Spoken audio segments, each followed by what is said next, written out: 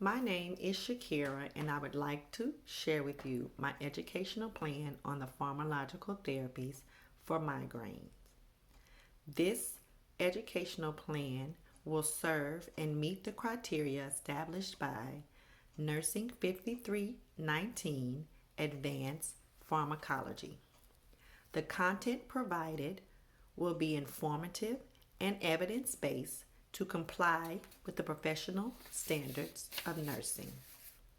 The learners will understand knowledge and identification of pharmacological agents that are used in the treatment and prophylaxis of migraine headaches. The learners will be able to identify types of migraines and how therapy selection is determined. They will also list common medicinal therapy options for migraine treatment, and they will be able to describe alternative therapies for treatment and the prevention of migraines, as well as perform a clear assessment for possible medicinal, non pharmacological, as well as prophylaxis treatment of migraines. The outcomes will be established by the performance task, which would include the completion of an assessment of a patient by group case study and the identification of key assessment data. There would also be a pre-test and a post-test that would be completed by each participant on migraine therapies and treatments. The learning plan would consist of a pre-test, a discussion with case study, and will conclude with a post-test and test review.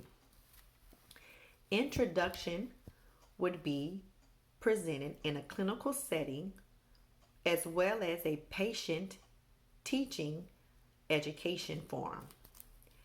Learners will be asked about their basic migraine knowledge, and they will also be asked if any of the participants were patients that suffer from migraines or know someone who has had to be treated or actually completed an assessment of a patient, just to establish prior experience and knowledge and to be able to build from that knowledge based on the educational content presented.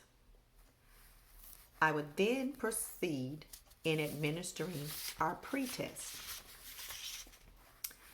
Our developmental activities will be discussed by discussing types of migraines, the migraine pathophysiology and treatment, drug classes, alternative therapies for treatment and prevention, and we would perform as a group a patient assessment for therapy through case study.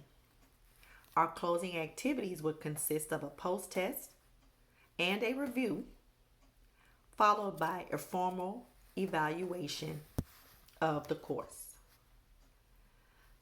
The discussion would consist of the migraine pathophysiology, that consists of the breakdown of how migraines are formed. Migraine symptoms are activated by triggers of the trigeminal sensory nerves, and that produces a release of neuropeptides, calcitonin, gene-related peptides, neurokinin A, and substance P from perivascular axons. This perpetuates vasodilation of the dural vessels. This also leads to dural plasma inflammation, and with that includes an involvement of serotonin 5-HT receptors. Now this leads to migraine pain and symptoms. Now these symptoms are based or are the basis of what drug class is used for each symptom.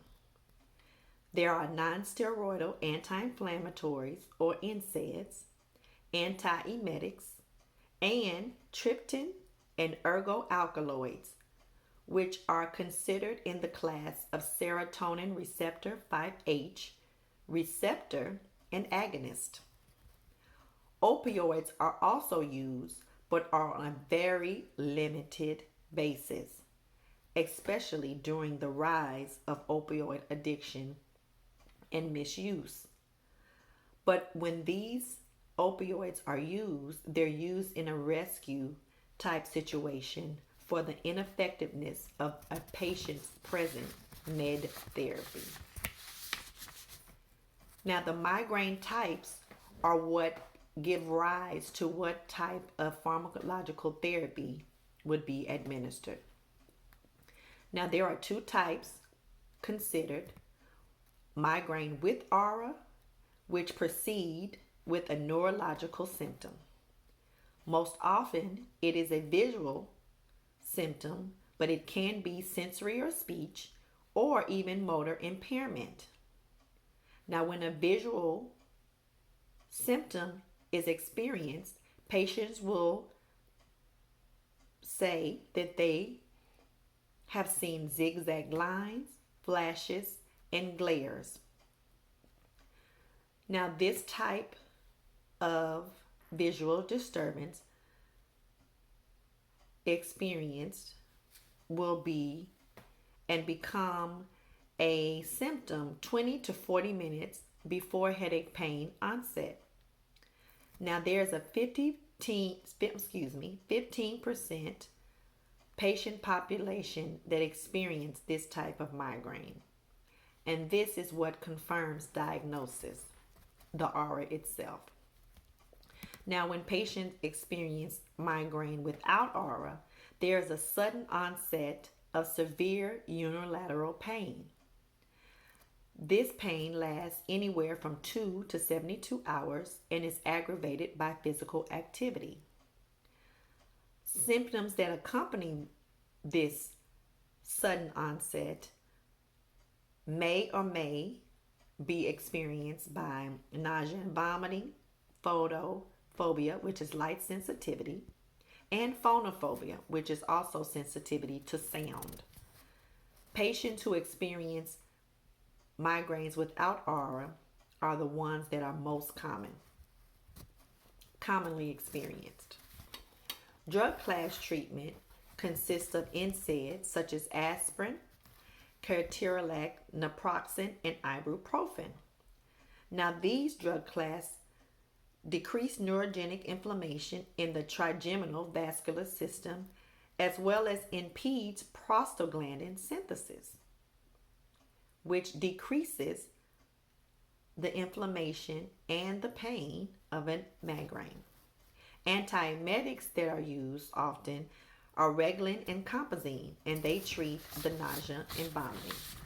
Trypsin serotonin agonists such as Exert, Relpax, Imitrex, or Maxalt, they reduce the severity of the migraine, as well as ergoalkaloids. They are also serotonin agonists, which are DHE45 or Migranal or Ergomar. Both act on serotonin receptors of intracranial vessels, causing vasoconstriction. Now, prevention is considered prophylaxis of migraines. Drug therapies include beta blockers such as propranolol or metoprolol, calcium channel blockers, verapamil, anticonvulsants, Topamax or Depakote, or antidepressants, Elavil. This type of prophylaxis is considered based on patients who present with 2 or more migraines occurrence a month and with pain so severe that cause serious neurological symptoms. The benefits of prophylaxis is to reduce severity, frequency, duration, and symptoms. Common links for learners through objectives, learning experience, outcomes, and evaluation is to gain understanding of migraines, identify selective pharmacological therapy based on type and symptoms, understand the need for prophylaxis therapy and pharmacological therapy, as well as establish a thorough nursing assessment or patient teaching assessment to identify best therapy. Some questions that may be recovered would be the cost of therapy, and insurance, cash pay would be discussed, as well as the cost effectiveness of the first line drugs due to the generics and other drug therapies that may be offered at a decreased price because they're over the counter and not necessarily prescription based. Other questions such as alternative therapies would be discussed, and non-pharmacological therapies like abstaining from triggers, identifying abstaining from triggers, ice packs to head, rest or sleep periods in dark, quiet areas, as well as relaxation, biofeedback, and cognitive therapies that may be offered.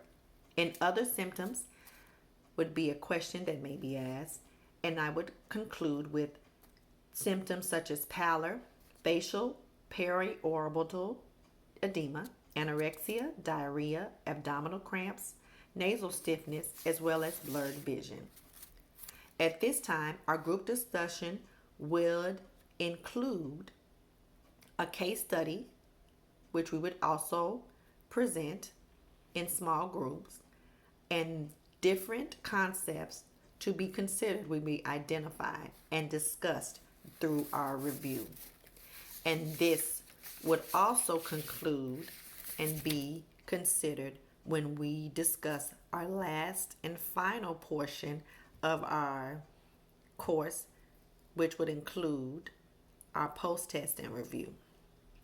And this would determine the knowledge that was new that was able to be implemented during the discussion period, as well as building on knowledge that was already there through experience. And this would conclude my educational plan for migraine pharmacological therapy. Thank you.